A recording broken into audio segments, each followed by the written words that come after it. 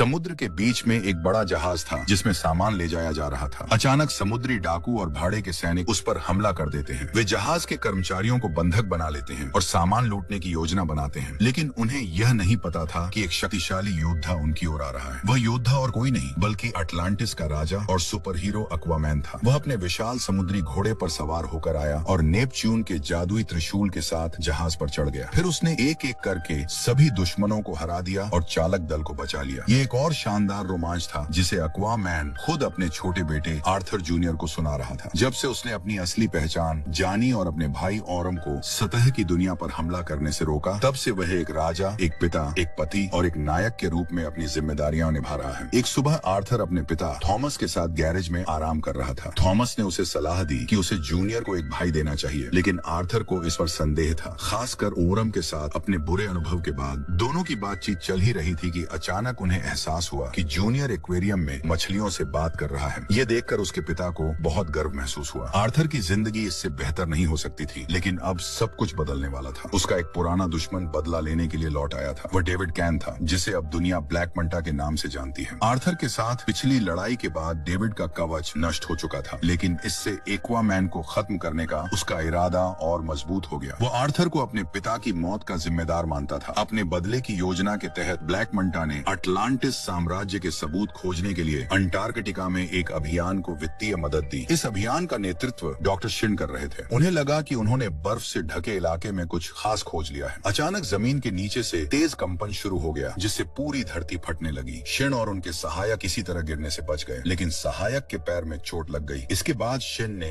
एक फ्लेयर जलाया और उस जगह की जांच करने लगे, लेकिन तभी उनका स्नोमोबाइल गुफा में गिर गया और जमीन में और दरारें पड़ने लगी। ये दरारें एक दीवार तक पहुंच जाती हैं और उसके दूसरी तरफ एक भयानक विशाल राक्षस मौजूद होता है। अचानक वह अपने बड़े बड़े स्पर्शकों से दीवार को तोड़ देता है और शिन के सहायक को पकड़कर गुफा के अंदर घसीट लेता है। फिर कुछ घंटों बाद ब्लैक मंटा अपनी टीम के बाकी सदस्यों के साथ वहां पहुंचता है। वह देखता है कि शिन अब भी अपने सहायक के साथ हुई घटना से परेशान है, लेकिन ब्लैक मंटा को सिर्फ गुफा की खोज में दिलचस्पी है। जैसे ही वह गुफा के अंदर जाता है, उसे वहाँ एक बहुत गहरी झील दिखाई देती है। फिर वह और उसकी टीम के सदस्य पानी में गोता लगाते हैं और पाते हैं कि वहाँ एक प्राचीन सभ्यता द्वारा बनाई गई विशाल संरचनाएं मौजूद हैं। लेकिन जैसे ही वे उस जगह की जांच करने लगते हैं, वही राक्षस दोबारा प्रकट होता है। इस बार वह खुद को क्रैकन के रूप में पहचानता है, जो एक विशाल समुद्री राक्षस है, और तुरंत डेविड और सभी गोताखोरों पर हमला कर देता है। इस हमले में डेविड झील के सबसे गहरे हिस्से में गिर जाता है। वहाँ उसे एक रहस्यमयी आवाज सुनाई देती है, जो बिना किसी संकोच के आधे टूटे हुए त्रिशूल से आती प्रतीत होती है। जिज्ञासावश डेविड त्रिशूल के दोनों हिस्सों को जोड़ता है। जैसे ही वह ऐसा करता है, एक रहस्यमयी शक्ति प्रकट होती है। यह इकाई डेविड से कहती है कि वह उसे एक्वामैन और अटलांटिस को हमेशा के लिए खत्म करने की शक्ति दे सकती है। डेविड इस प्रस्ताव को स्वीकार कर लेता है। जब वह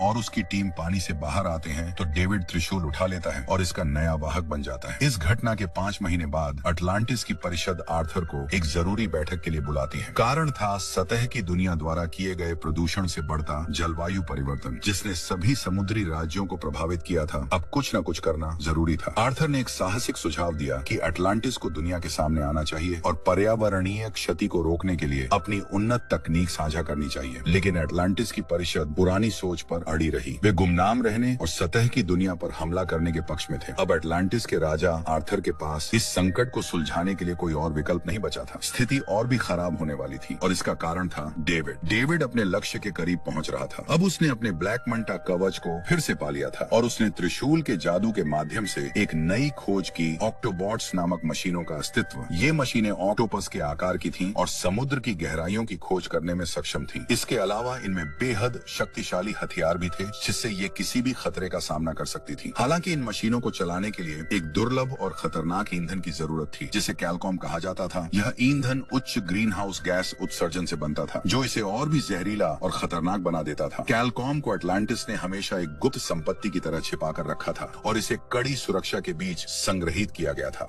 अब डेविड इस शक्ति को हासिल करने के करीब था, जिससे वह अटलांटिस और एक्वामैन को हमेशा के लिए नष्ट कर सकता था। अब वह अपनी पनडुब्बी के साथ अटलांटिस में सबसे बड़े स्टॉक की ओर बढ़ रहा है। वह अपने साथियों के साथ ऑक्टोबॉट्स का इस्तेमाल करता है और मशीन के टेंटिकल्स की मदद से गोदाम में घुसकर और कैलकॉम का बड़ा भंडार इकट्ठा कर लेता है। हालांकि जैसे ही वे वहां से भागने वाले होते हैं, तभी अटलांटिस का अलार्म बज उठता है। अटलांटिस के योद्धा आक्रमणकारियों को रोकने के लिए लेजर तोपों से हमला करते हैं, लेकिन भारी हथियारों के बावजूद वे ब्लैक मंटा की पनडुब्बी को कोई नुकसान नहीं पहुंचा पाते, क्योंकि उसकी शील्ड उसे बचा रही होती है। इससे हालात और ज्यादा खराब हो जाते हैं, क्योंकि डॉक्टर शिन को एक नया हथियार सोनिक बीम बनाने के लिए मजबूर होना पड़ा। उसने इसका इस्तेमाल लेजर तोपों को नष्ट करने और अटलांटिस की सुरक्षा को निष्क्रिय करने के लिए किया। इसकी मदद से ब्लैक मंटा और उसकी टीम शहर पर हमला कर देते हैं, लेकिन ज्यादा समय नहीं बीतता कि एमआईए और अटाना के नेतृत्व में और अटलांटियन योद्धा वहां पहुंच जाते हैं। इसी दौरान आर्थर की मां अटलाना अपने ट्रांसपोर्टर के साथ ओरेक कैलकॉम के एक शिपमेंट पर पहुंचती है। वह अपनी गति और ताकत का इस्तेमाल करके ऑक्टोबॉट्स को नष्ट करने लगती है, लेकिन दुर्भाग्य से वह सोनिक बीम के विस्फोट की चपेट में आ जाती है। इसके बाद आर्थर की पत्नी मिया नेतृत्व संभालती है और शहर के बीचों बीच ब्लैक मंटा द्वारा संचालित ऑक्टोबॉट का पीछा करती है। ब्लैक मंटा उसे रोकने के लिए एक विशाल जहाज को नष्ट कर देता है, लेकिन मिया उसे चकमा देने में सफल हो जाती है। इसके बाद मिया अपने जादू का इस्तेमाल करती है और एक बवंडर उत्पन्न कर देती है। बवंडर की ताकत से ऑक्टोबॉट नियंत्रण से बाहर हो जाता है और दीवार से टकरा जाता है। मिया तुरंत मौके पर पहुंचकर उसे पकड़ लेती है। इस बीच अटलांटिस की रानी ब्लैक मंटा पर हमला करने की कोशिश करती है, लेकिन ब्लैक मंटा अपने मुखौटे से एक शक्तिशाली बीम छोड़ता है, जिससे मिया गंभीर रूप से घायल हो जाती है। इतना ही नहीं, ब्लैक मंटा ट्राइडेंट उठाकर मिया को खत्म करने की तैयारी करने लगता है, लेकिन तभी एक्वामैन समय पर पहुंचकर उसे रोक लेता है। गुस्से से भरे एक्वामैन पूरे जोश के साथ ब्लैक मंटा पर हमला कर देता है। ब्लैक मंटा जल्द ही संभल जाता है और अपने पुराने दुश्मन से बदला लेने के लिए तैयार होता है, लेकिन तभी डॉक्टर शिन उसे चेतावनी देता है कि अटलांटियन सेना आ रही है। ये सुनकर ब्लैक मंटा पीछे हटने का फैसला करता है, लेकिन जाने से पहले वह ट्राइडेंट की शक्ति का इस्तेमाल करके एक जहाज को गिरा देता है। इस जहाज के अंदर कई अटलांटियन होते हैं। त्रासदी को रोकने के लिए एक्वामैन अपने दुश्मन का पीछा छोड़ देता है और जहाज के सामने कूदकर उसे सुरक्षित रूप से जमीन पर उतारने में सफल हो जाता है। इसके बाद एक्वामैन फिर से ब्लैक मंटा को पकड़ने की कोशिश करता है, लेकिन ब्लैक मंटा की पनडुब्बी से निकलने वाली सोनिक रे से टकरा जाता है और कुछ घंटों तक बेहोश हो जाता है। जब एक्वामैन होश में आता है तो उसे एहसास होता है कि ब्लैक मंटा के हमले ने अटलांटिस को गंभीर नुकसान पहुंचाया है। ब्लैक मंटा ने ओरेक कैलकॉम का पूरा स्टॉक चुरा लिया है, जिससे अटलांटिस संकट में पड़ गया है। इस असफलता के कारण अटलांटिस की परिषद राजा आर्थर को पद से हटाने पर विचार कर रही है। हालांकि आर्थर अपनी पत्नी मिया की सेहत को लेकर ज्यादा चिंतित है, जो अभी अस्पताल में ठीक हो रही है। इस बीच वह अपनी मां अटलाना और अपने दादा राजा नेरस के पास जाता है, ताकि ब्लैक मंटा को रोकने का कोई तरीका ढूंढ सके। उन्हें जल्दी कुछ करना होगा, क्योंकि हर बीतते पल के साथ खलनायक ओरेक कैलकॉम का इस्तेमाल कर रहा है, जिससे पर्यावरण में जहरीली गैसें फैल रही हैं। इसके अलावा ब्लैक मंटा की बढ़ती ताकत को देखकर आर्थर को डर है कि वह उसे अकेले नहीं रोक पाएगा। इस चुनौती से निपटने के लिए वह अपने भाई ओरम की मदद लेने का फैसला करता है, लेकिन एक समस्या है। ओरम मछुआरों के राज्य में कैद है। अगर आर्थर उसे खुलकर बचाने की कोशिश करता है तो परिषद के साथ टकराव हो सकता है, इसलिए उसे गुप्त रूप से ओरम को मुक्त करना होगा, लेकिन यह काम बेहद खतरनाक है। इस चुनौती में उसके दादा राजा नेरस उसकी मदद करने का फैसला करते हैं। नेरस आर्थर को एक खास सूट देते हैं जो उसे अदृश्य बना सकता है, ताकि वह बिना पकड़े गए जेल में घुस सके। साथ ही अटलाना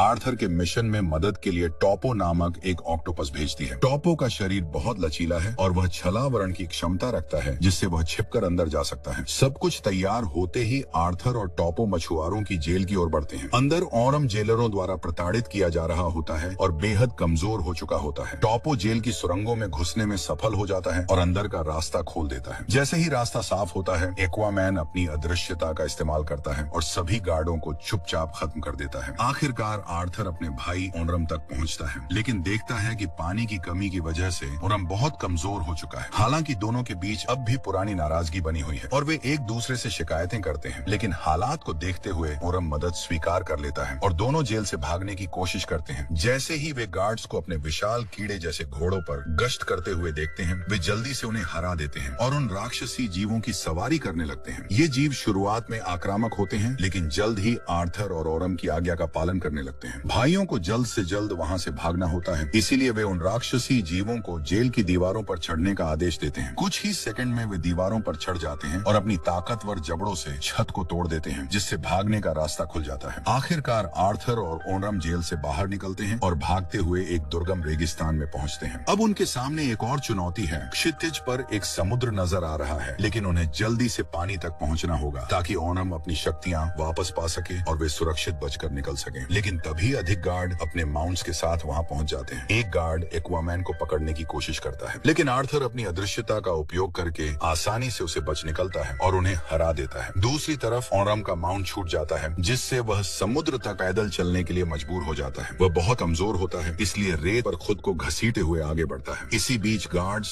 उसे खत्म करने की तैयारी कर रहे होते हैं, लेकिन तभी एक विशाल लहर उठती है और ओरम को समुद्र में बहा ले जाती है। जैसे ही ओरम समुद्र के संपर्क में आता है, वह तुरंत अपनी शक्तियां वापस पा लेता है। गार्ड्स उस पर हमला करने की कोशिश करते हैं, लेकिन ओरम उनके भाले को पकड़कर पूरे समूह को आसानी से हरा देता है। अब जब समस्या हल हो गई, आर्थर, ओरम और टॉपो समुद्र में लौट आते हैं। वहाँ आर्थर अपने भाई को सारी स्थिति समझाता है। यह सब सुनकर ओरम पूरी तरह से जीवंत महसूस करता है। अब जब उसकी शक्तियां बहाल हो चुकी हैं, तो वह आर्थर को समुद्र के नीचे स्थित एक गढ़ में ले जाने का फैसला करता है। यह जगह समुद्री डाकुओं और भाड़े के सैनिकों का अड्डा है, जिसे समुद्र के सबसे खतरनाक अपराधियों का ठिकाना माना जाता है। इस राज्य का नेतृत्व एक रहस्यमयी प्राणी करता है, जिसे मछली राजा के नाम से जाना जाता है। जब आर्थर और ओरम वहाँ पहुँचते हैं, तो उन्हें मछली राजा की उपस्थिति में ले जाया जाता है। ओरम डेविड कैन के स्थान के लिए सौदा करने की कोशिश करता है, लेकिन मछली राजा इस सौदे को स्वीकार नहीं करता। इसलिए आर्थर अधिक शारीरिक तरीके से जवाब देने का फैसला करता है। वह मछली राजा के गुर्गों पर हमला करता है, जो आर्थर की शक्ति का मुकाबला नहीं कर सकते। अंत में आर्थर एक ऑक्सीजन मास्क लेता है और इसे मछली राजा पर डाल देता है। वह मास्क का क्रैंक घुमा देता है, जिससे मास्क में पानी कम होने लगता है और मछली राजा सांस नहीं ले पा रहा। मछली राजा हार मान जाता है और कबूल करता है कि डेविड कैन एक द्वीप पर है, जो एक ज्वालामुखी के पास स्थित है, जिसे द डेविल्स माउथ कहा जाता है। जानकारी मिलने के बाद आर्थर मछली राजा को जीवित छोड़ देता है और ओरम के साथ द्वीप की ओर बढ़ जाता है। जब वे वहाँ पहुँचते हैं, तो उन्हें महसूस होता है कि कुछ अजीब हो रहा है। पेड़ और जानवर पहले से कहीं ज्यादा बड़े और हिंसक हो गए हैं। ओनरम का मानना है कि यह ऑनरैक एल्कोम के उत्सर्जन का प्रभाव है। जल्द ही उनका यह सिद्धांत सही साबित होता है, जब विशाल मांसाहारी कीड़े उनके सामने प्रकट हो जाते हैं। ये देखकर कि कीड़े कितने असंख्य हैं, आर्थर और ओरम जंगल से भागने लगते हैं। वे एक विशाल चट्टान तक पहुंचते हैं, लेकिन भागने का रास्ता नहीं मिलता। आर्थर पानी में कूदने का सुझाव देता है, लेकिन ओरम चट्टान के किनारे पर एक अटलांटियन राजा की मूर्ति देखता है, जिस पर लिखा होता है कि सच्चा राजा पुल बनाता है। इस लिखावट को देखकर ओरम इसे शाब्दिक रूप से समझता है और अपनी ताकत का इस्तेमाल करके मूर्ति की ओर कूदता है और उसे गिराने की कोशिश करता है। पहले तो यह अच्छा विचार नहीं लगता, लेकिन जल्द ही मूर्ति गिर जाती है और एक पुल बन जाता है, जो द्वीप के दूसरे हिस्से की ओर जाता है। दोनों भाई पुल को पार करते हैं और कीड़ों से भागते हैं, जहाँ ज्वालामुखी के पास डेविड का गुप्त आधार है। डेविड ने वहाँ ओरेक कैल्कम के लिए एक भट्टी बना ली है। इस बीच शिन डेविड को ईंधन के बारे में अपडेट देने जाता है, लेकिन उसे अपने कमरे में नहीं पाता। इसके बजाय वह त्रिशूल देखता है और आवेग में उसके दो हिस्सों को जोड़ देता है, जिससे उसे उस बुरी इकाई की झलक मिलती है जो डेविड को नियंत्रित कर रही है। इसके बाद खलनायक जल्दी ही प्रकट होता है और अपने खंजर से शिन की गर्दन काटने की धमकी देता है। वैज्ञानिक उसे समझाने की कोशिश करता है कि ट्राइडेंट उसे नियंत्रित कर रहा है, लेकिन डेविड जवाब देता है कि वह ट्राइडेंट की शक्ति का उपयोग करना जारी रखेगा, जब तक कि आर्थर और उसका राज्य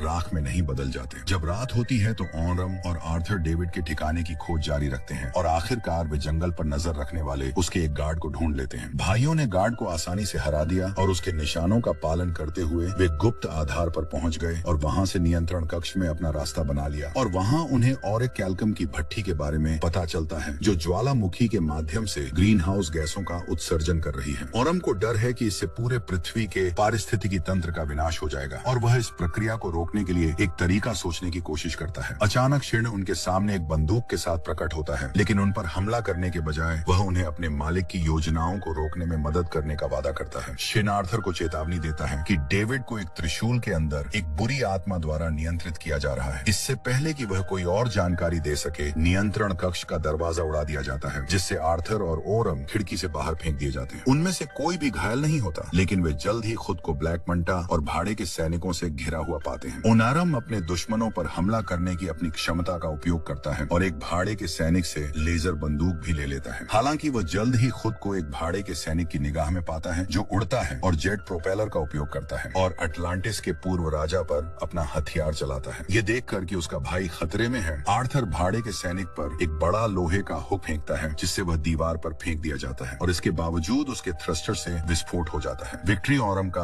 अब एक ऑक्टोबॉट द्वारा पीछा किया जाता है, जो उसकी गोलियों का प्रतिरोधी साबित होता है। अंत में विशाल मशीन ओरम के खिलाफ अपने टेंटिकल्स का उपयोग करती है और एक बार फिर अंतिम झटका देने के लिए तैयार होती है। आर्थर अपने भाई को आखिरी क्षण में ऑक्टोपोड्स के लोहे के टेंटिकल्स को पकड़ने के लिए अपनी ताकत का उपयोग करके बचाता है। हालांकि इसने उसे एक आसान लक्ष्य बना दिया है और वह विशाल मशीन द्वारा पकड़ लिया जाता है, जो उस पर निर्दयता से हमला करती है। अब एहसान वापस करने की बारी ओरम की है और एक जंजीर से जुड़ा एक बड़ा लंगर देखकर वह वह उसे ऑक्टोबॉट पर फेंकता है, जिससे इसके टेंटेकल्स फंस जाते हैं और वह जमीन पर गिर जाता है। ऐसा लगता है कि लड़ाई खत्म हो गई है, लेकिन ब्लैक मंटा अंततः खुद को प्रकट करता है और दोनों भाइयों को अंत तक टकराव के लिए चुनौती देता है। आर्थर और ऑर्म चुनौती स्वीकार करते हैं और एक हिंसक लड़ाई शुरू हो जाती है, जिसमें खलनायक ट्राइडेंट की शक्ति के कारण ऊपरी हाथ रखता है। वह एक किक फेंकता है जो आर्थर को दूर फेंक देती है और फिर ट्राइडेंट को उस पर फेंकता है, या जो इसे चकमा देने में कामयाब होता है। ऑर्म फिर उसे पकड़ने की कोशिश करता है, लेकिन जब वह ट्राइडेंट को छूता है तो उसे इकाई और एक रहस्यमय क्षेत्र के दर्शन होते हैं। ये दर्शन उसे हतप्रभ कर देते हैं और ब्लैक मंटा इसका फायदा उठाकर उसे अपनी किरण से पूरी तरह प्रभावित करता है। उसी क्षण पूरा द्वीप नेरस द्वारा दागी गई मिसाइलों से हिलना शुरू हो जाता है, जो अपने पोते पोतियों को बचाने आया है। ब्लैक मंटा सभी को क्षेत्र खाली करने का आदेश देता है, लेकिन आर्थर जल्द ही दूसरे दौर के लिए प्रकट होता है और नायक के प्रयासों के बावजूद खुद को खलनायक के साथ समुद्र की तलहटी में फेंक देता है। ब्लैक मंटा अपनी पनडुब्बी को जाते हुए देखता है और उसे पकड़ने में सफल हो जाता है। आर्थर उसके भागने को रोकने की कोशिश करता है, लेकिन एक बार फिर सोनिक किरण से प्रभावित होता है और द्वीप की चट्टानों में दब जाता है। नायक अपनी ताकत से उन्हें हटाने की कोशिश करता है, लेकिन सौभाग्य से वह मिया के जादू से बच जाता है, जो अपनी चोटों से पूरी तरह ठीक होकर उभरती है। एक्वामैन के साथ लड़ाई के बाद अटलांटिस लौटता है और अपने परिवार और दोस्तों से मिलता है ताकि वह अपना अगला कदम तय कर सके। ओनार्म ने खुलासा किया कि जब उसने ट्राइडेंट को छुआ तो उसने नेक्रिस के दर्शन किए, एक ऐसा स्थान जो कभी अटलांटिस का हिस्सा था, लेकिन अब इसे खोया हुआ राज्य के रूप में जाना जाता है। वर्षों पहले पूर्व राजा एडलिन का भाई कॉर्डेक्स ओरिकैल्कम से ग्रस्त हो गया था। हालांकि वह जानता था कि इसका उपयोग कितना खतरनाक था। इससे भाइयों के बीच नाराजगी हुई, इसलिए कॉर्डेक्स ने अपने ट्राइडेंट को बनाने और लोगों को राक्षसों में बदलने के लिए काले जादू का इस्तेमाल किया। फिर उसने अटलांटिस के खिलाफ युद्ध छेड़ दिया, लेकिन उसका भाई विजयी था और कॉर्ड के ट्राइडेंट को आधे में काटने के साथ साथ अपने राज्य को एक बर्फ की जेल में बदल दिया। यह जेल अंटार्कटिका में स्थित है और कॉर्डेक्स को मुक्त करने के लिए अंतिम वंशज एडलिन के खून का इस्तेमाल जादू को पूर्ववत करने के लिए किया जाना चाहिए। ऑर्मा यह अनुमान लगाता है कि ब्लैक मंटा को कॉर्डेक्स द्वारा नियंत्रित किया जा रहा है और वह जल्द ही रॉयल वंश के सदस्यों की तलाश में आर्थर और मारा के आतंक के लिए आएगा। उन्हें जल्द ही पता चलता है कि उनका बेटा आर्थर जूनियर एडलिन का अंतिम वंशज है और खलनायक उसके पीछे जाएगा, क्योंकि उन्हें डर था कि ब्लैक मंटा आर्थर के घर पर प्रकट हो सकता है। अपने ट्राइडेंट के साथ थॉमस पर हमला करता है और बच्चे को दूर ले जाता है। कुछ मिनट बाद एक्वामैन अपने पिता को बचाने के लिए समय पर पहुंचता है, लेकिन उसके बेटे को उसके सबसे बड़े दुश्मन ने अपहरण कर लिया है। अब जूनियर और पूरा ग्रह एक्वामैन और ऑर्म के हाथों में है, जो अपनी माँ के अनुरोध पर एक बार फिर अपने भाई की मदद करने के लिए सहमत हो जाता है। हालांकि वे अकेले नहीं लड़ेंगे, क्योंकि राजा नेरस और राजा ब्रान सब कुछ तैयार करके युद्ध में उनका पीछा करेंगे। फिर समूह आगे बढ़ता है। समूह अंटार्कटिका की ओर बढ़ता है, जहाँ डेविड अपनी पनडुब्बी के साथ पहले ही पहुंच चुका होता है। वह अपने आदमियों को बर्फ के पहाड़ों को नष्ट करने का आदेश देता है। वे मिसाइलों से बर्फ की दीवारों पर हमला करते हैं, जिससे एक रास्ता बन जाता है, जिससे डेविड और शिन अपने ऑक्टोबॉट्स के साथ अंदर प्रवेश कर जाते हैं। थोड़ी देर बाद एक्वामैन वहां पहुंचता है और नेपच्यून के ट्राइडेंट की शक्ति से व्हेल और शार्क जैसे समुद्री जीवों को बुलाता है। वे सभी उसकी पुकार का पालन करते हैं और ब्लैक मंटा की पनडुब्बी को घेर लेते हैं। फिर वे चुंबकीय तरंगे उत्सर्जित करने लगते हैं, जिससे दुश्मन की पनडुब्बी खतरे में पड़ जाती है और अंदर से एक बड़ा विस्फोट होता है, जिससे खलनायकों की सेना का सफाया हो जाता है। इस बीच डेविड और शिन ऑक्टोबॉट्स के साथ आगे बढ़ते हैं और अंततः खोए हुए राज्य तक पहुंच जाते हैं, जिसे राजा एडलिन ने बर्फ में कैद कर दिया था। एक्वामैन और उसके साथी भी उनका पीछा करते हैं, लेकिन रास्ते में कॉर्डेक्स के राक्षसों की सेना द्वारा रोक दिए जाते हैं, जिन्हें त्रिशूल के जादू से पुनर्जीवित किया गया है। समय बर्बाद करने का कोई मौका नहीं था, इसलिए एक्वामैन ब्लैक मंटा की तलाश में आगे बढ़ता है और इस युद्ध को राजा ब्रान और उसकी सेना के हवाले कर देता है। कुछ ही देर बाद सुपर हीरो और मारा और नुस क्रॉस के साथ मिलकर आगे की लड़ाई के लिए तैयार होते हैं, जो सीधे कॉर्डेक्स के सिंहासन कक्ष की ओर जाता है। चढ़ाई के दौरान क्रैकन फिर से प्रकट होता है और अपने विशाल टेंटेकल से नेरस के पैर को पकड़ लेता है। राजा नेरस मदद की गुहार लगाता है, लेकिन ओर्म पहले अपनी स्वार्थी प्रवृत्ति के चलते मना कर देता है। हालांकि वह जल्द ही अपने दादा की ओर बढ़ता है और अपनी कुल्हाड़ी से क्रैकन के टेंटेकल को काट देता है, जिससे नेरस बच जाता है। इस घटना के बाद दोनों में सुलह हो जाती है और वे पुल पार करके आर्थर और मारा की मदद के लिए निकल पड़ते हैं, जो अपने बेटे की तलाश में हैं। लेकिन उन्हें इस बात का अंदाजा नहीं होता कि ब्लैक मंटा बच्चे को एक जादुई बलि के रूप में चढ़ाने की योजना बना रहा है, जिससे कॉर्डेक्स को मुक्त किया जा सके। ब्लैक मंटा आखिरकार पुराने राजा के सिंहासन तक पहुंचता है और शिन को बच्चे को सौंपने का आदेश देता है, लेकिन वैज्ञानिक उसकी आज्ञा मानते हुए एक सूटकेस देता है, जिसमें जूनियर होने की उम्मीद थी। लेकिन जब ब्लैक मंटा उसे उठाता है तो उसे एहसास होता है कि उसमें बच्चा नहीं बल्कि एक बम है, जो कुछ ही सेकंड में फटने वाला है। ब्लैक मंटा तेजी से बम को दूर फेंक देता है और विस्फोट के प्रभाव से बच निकलता है। इस बीच शिन बच्चे को लेकर भागने की कोशिश करता है, लेकिन ब्लैक मंटा अपनी विद्युत किरणों से उसे रोक देता है। ब्लैक मंटा बच्चे को देख लेता है और उसे बलि चढ़ाने के लिए सिंहासन के सामने रख देता है। उसी समय जूनियर अपनी शक्तियों का उपयोग करके अपने पिता से मानसिक रूप से संपर्क करता है। यह संदेश पाकर एक्वामैन तुरंत अपने बेटे की ओर दौड़ता है और ब्लैक मंटा पर अपना त्रिशूल फेंकता है। त्रिशूल सीधा खलनायक के मुखौटे पर लगता है, लेकिन वह अब भी लड़ने की ताकत रखता है। आखिरकार दोनों पुराने दुश्मन अपनी अंतिम लड़ाई में भिड़ जाते हैं। वे एक दूसरे पर लगातार हमले करते हैं और अपने प्रतिद्वंद्वी को खत्म करने का मौका ढूंढते हैं। एक्वामैन को आखिरकार एक मौका मिलता है जिससे वह ब्लैक मंटा को निहत्था कर देता है, लेकिन खलनायक अपने जेट थ्रस्टर का उपयोग कर जवाबी हमला करता है और एक्वामैन को जमीन पर गिरा देता है। ब्लैक मंटा अब अपने त्रिशूल से एक्वामैन पर घातक वार करने ही वाला होता है, लेकिन तभी मेरा बीच में आकर लड़ाई में हस्तक्षेप करती है और अपने जादू से ब्लैक मंटा को दीवार से टकरा देती है। इस प्रभाव से उसका मुखौटा नष्ट हो जाता है, लेकिन वह फिर भी खड़ा हो जाता है और मारा पर त्रिशूल फेंकता है। अटलांटिस की रानी गंभीर रूप से घायल होने वाली होती है, लेकिन अंतिम क्षण में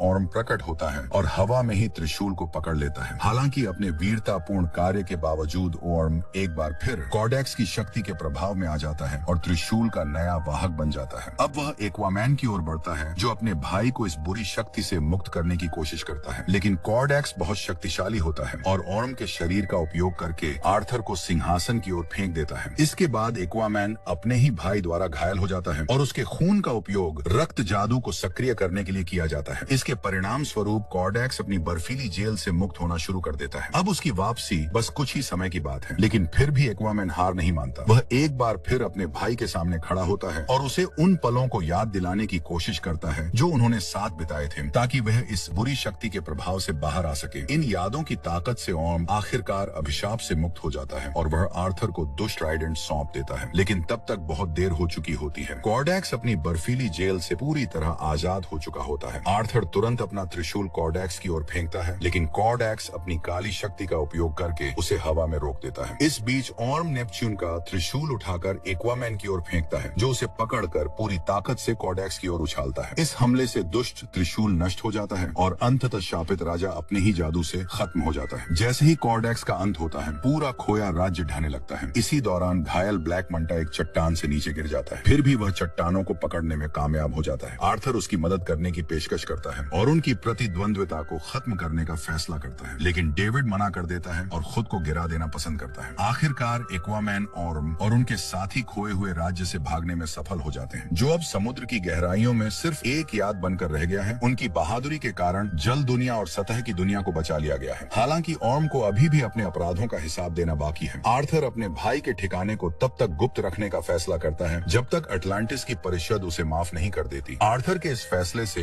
भावुक होकर ऑर्म उसे धन्यवाद देता है और अलविदा कहने से पहले एक आखिरी सलाह देता है कि आर्थर को अटलांटिस के लोगों का नेतृत्व करना चाहिए और उनके लिए एक बेहतर भविष्य बनाना चाहिए। आर्थर उसकी सलाह मान लेता है। फिर कुछ दिनों बाद आर्थर आखिरकार पूरी दुनिया को अटलांटिस के अस्तित्व के बारे में बता देता है। अब सभी को पता चल जाता है कि जल साम्राज्य और सतह की दुनिया मिलकर पृथ्वी की रक्षा के लिए काम करेंगे और इनका नेतृत्व एक राजा और सुपर हीरो एक्वामैन करेगा। सो इसी सस्पेंस के साथ ये कहानी यहीं पर समाप्त होती है।